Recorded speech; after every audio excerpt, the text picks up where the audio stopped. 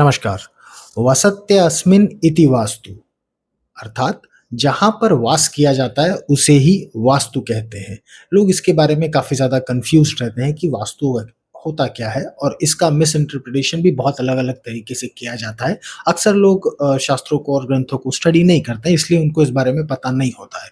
शास्त्र कहता है वसत्य अस्मिन् इति वास्तु, जहाँ पर हम वास करते हैं उसे ही वास्तु कहा जाता है।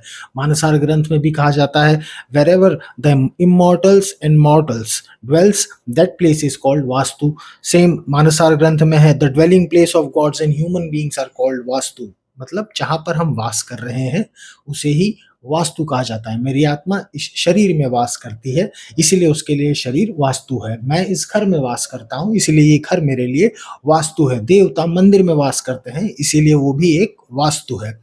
अब जहाँ पे इन वास्तु से जुड़े नियमों को बताया जाता है, लिखा जाता है और जब उसको अप्लाई किया जाता है, एक होता है साइंस, दूसरा होता है अप्लाइड साइंस। तो जब वास्तु के नियम्स और रेगुलेशंस को अप्लाई किया जाता है, शास्त्रों में पंक्तिबद्ध किया जाता है, उसे कहते हैं वास्तु शास्त्र।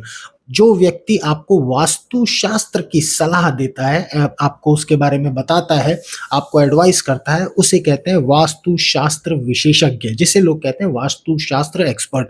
आजकल आपको मार्केट में जो लोग मिलेंगे वो सो कॉल्ड वास्तु एक्सपर्ट होते हैं। वास्तु एक्सपर्ट तो इंटीरियर डिजाइनर भी होता है, क्यों? क्योंकि वो भी घर के बारे में और उसके बनाने के बारे में सारी चीजें बताता है।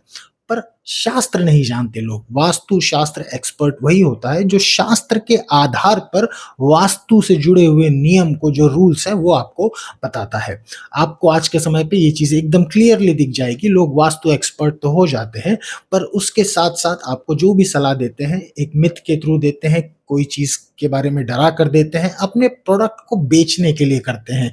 या तो पिरामिड बेच रहे होंगे, या तो कछुआ, खरगोश और कॉपर की स्ट्रिप्स और क्रिस्टल, ये सारी चीज़ें जो हैं, ये प्रोडक्ट बेस्ड जो काम होता है, यही सारी जो है वास्तु का बिज़नेस है। वास्तु एक्सपर्ट जो होते हैं, वो यही काम करते हैं।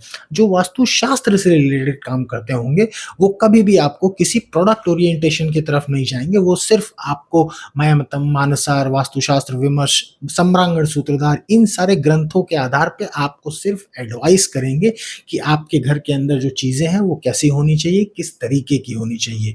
आज के समय पे अगर आप किसी से भी वास्तुशास्त्र की सलाह ले रहे हैं, या कोई भी आपको सो कॉल्ड वास्तु एक्सपर्ट किसी भी तरीके की सलाह दे रहा है, तो उससे ज़रूर पूछिएगा कि किस शास्त्र के अंतर्गत ये चीज़ लिखी गई है, किस वर्ष में ये चीज़ बताई गई है।